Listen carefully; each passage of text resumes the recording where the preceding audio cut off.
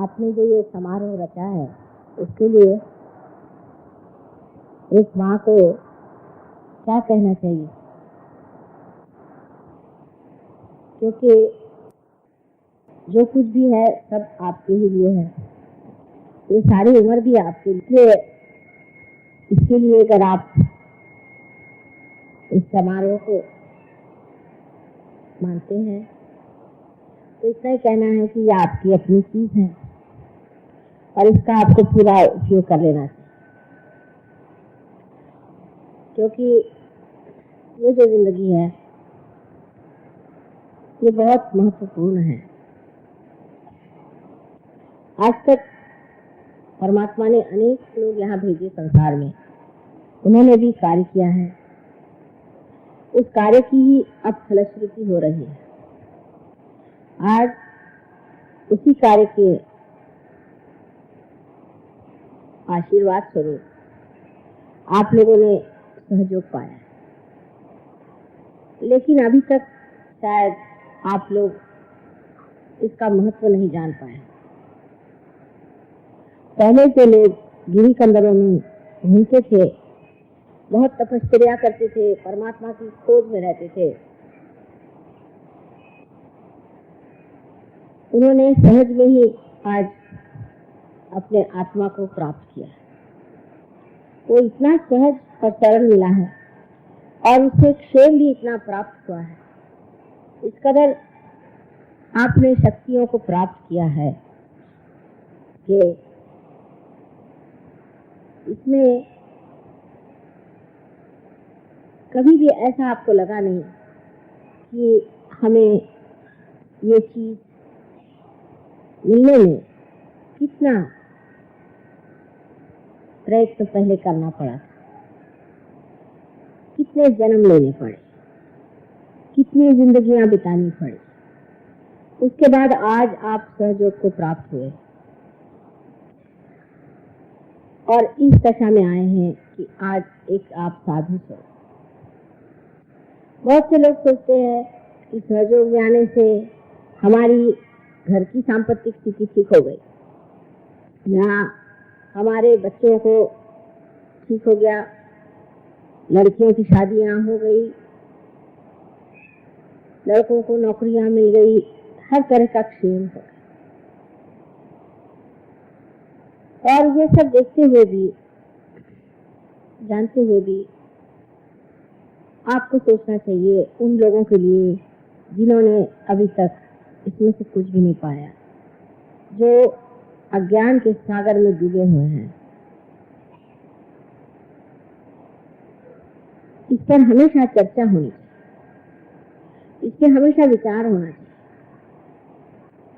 आप तो जानते हैं कि मुझे कोई भी चीज की जरूरत नहीं, मैं पूरी तरह से तृप्त जीव हूं, लेकिन ये सब होते हुए भी ये सारा संसार मुझे बचाना है, सारे संसार के लोगों को बचाना है।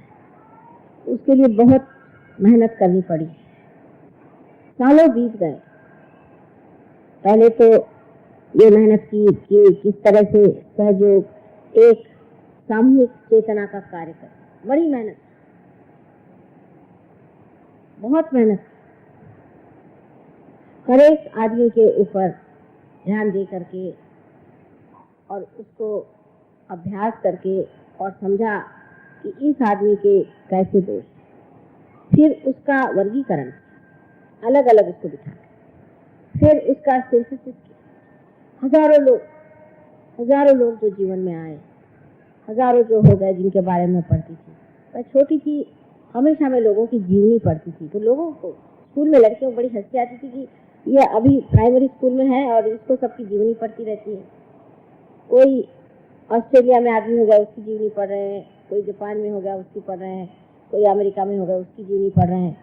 हमेशा हम जीवनी पढ़ते रहे, किसी जीवन में इससे क्या क्या प्रश्न आए, उसका हल इससे कैसे निकाला, ये आदमी कैसा होगा, इसकी प्रकृति कैसी होगी, फिर इसकी इस जन्म में क्या प्रकृति रहेगी। इस प्रकार अनेक जीवनी में पढ़ती रहती थी और मैं कुछ खास पढ़ती नहीं, मेरा मुख्य उद्देश्य था कि जीवनी पढ़े, जो भी लाइब्रेरी जाओ तो लाइब्रेरी सबकी जीवनी जो होती निकाला। और मैं जानती थी कि इसी समय जानूंगी कि मनुष्य कैसा है, उसके कितने तरीके हैं और उसमें क्या क्या दोष। और जब मैं ये पढ़ने लग गई और देखने लगी तो मैंने सोचा कि ये मुश्किल न होगा कि मैं जिस कार्य के लिए संसार में आई हूँ कि सामूहिक चेतना संसार में आनी चाहिए और लोगों की कुंडलिनी सहज में ही जागरूक होनी चाहिए, ये मैं शायद कार्य कर जाऊंगी। लेकिन बड़ा कठिन। अब इतनी मेहनत करने बाद, आप लोग इतने पार हो जाने के बाद, आज आपके सामने जब मैं बैठी हूँ, मुझे एक प्रश्न लगता है कि आप लोगों को ये कैसे समझाया जाए कि सहयोग कितनी महत्व की चीज, ये आपके घर द्वार के संभालने की चीज नहीं, या अपने बच्चों को और दूसरों को संभालने की चीज नहीं है, क्योंकि ये तो टेम्पररी सब है। आपके न जाने कितने बच्चे हो चुके, कितनी बीवियां हो चुकी, क्या क्या हो चुका, और अब कितनी पॉलिटिकल लाइफ आपने लीड करी, क्या क्या किया। आज जो सबसे बड़ी समस्या आज ये है कि इन सहयोगियों को कैसे समझाया जाए कि ये बहुत ही महत्वपूर्ण चीज है और संसार का कोई सा भी कार्य इससे ऊंचा नहीं है। बहुत से लोग हैं ये जरूर कहते हैं कि सहयोग बड़ी ऊंची चीज है, बहुत से कहते हैं कि अब हम सहयोग के बगैर रह नहीं सकते, कोई कहते हैं कि सहयोग से हमको बहुत लाभ होता है। लेकिन अब ये कैसे समझाया जाए कि हमारे लिए तो सहयोग ही सब कुछ है और इसका कार्य करना ही हमारा जीवन जो है उसके लिए हमें जो ये नया जन्म मिला है, सिर्फ सहयोग के कार्य में संलग्न रहना, हर समय सहयोग के बारे में सोचना। मैं हर समय सोचती रहती हूँ कि अब ये बच्चे आए हैं जो कि हमारे यहाँ पैदा हुए हैं, ये सब रियलाइज सोच, बहुत तेजस्वी बच्चे। अब इन बच्चों को एक अच्छे स्कूल में रखना चाहिए। तो जिन माँ बाप के पास बच्चे हैं वो इसमें इंटरेस्टेड है, बाकी इंटरेस्टेड यही तो दूसरे ऐसे लोग हैं जिनके लिए कि हमने कहा कि चलो हम ऐसा कुछ कार्य करें जहाँ पर कि हिंदुस्तान की कला के थ्रू हम फॉरेन के लोगों को बुलाएं। मुझे कला से कोई मतलब नहीं, वैसा देखा जाए कला तो कैसे भी मैं बना ही सकती हूँ और चला ही सकती हूँ, लेकिन इस कला के माध्यम से हम औरों को आकर्षित कर सकते हैं, इस देश में ला सकते हैं, उनको पार करा सकते हैं, उसको महत्वपूर्ण तरीके से करना। तो जिनको कला के क्षेत्र में इंटरेस्ट है वो कहते हैं माँ ये बड़ा अच्छा काम कर। तो इसकी ओर देखने की दृष्टि न तो इतनी गहन है न विशाल है। जितना आदमी गहन होगा उतनी विशाल होगी। तो ये समझाना कि सहयोग जो चीज है ये व्यक्तिगत नहीं, एक समाज के लिए नहीं, एक सहयोगियों के लिए नहीं, लेकिन सारे संसार के लिए।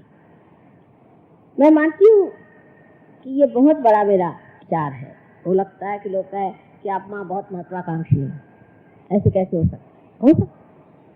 लेकिन जब मैं छोटी थी तो मैंने अपनी माँ से कहा था कि माँ मैं तो ऐसा चाहती हूँ कि दुनिया का हर आदमी परमात्मा से एकाकार हो जाए, कम से कम कुछ तो लोग हो जाए। तो मेरी माँ मुझसे कहती थी कि बेटी तुम अगर एक से अगर दूसरा ही बना लो तो मैं तुमको धन्य समझूंगी।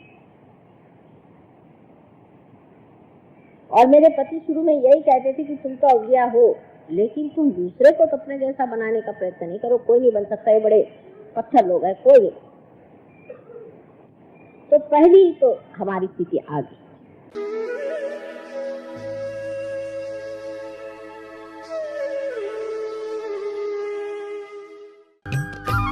सब्सक्राइब कीजिए कुंडलनी जागरण को और प्रेस कीजिए बेल आइकन को, जिससे कि आपको मिल सके हमारी लेटेस्ट वीडियो सबसे पहले।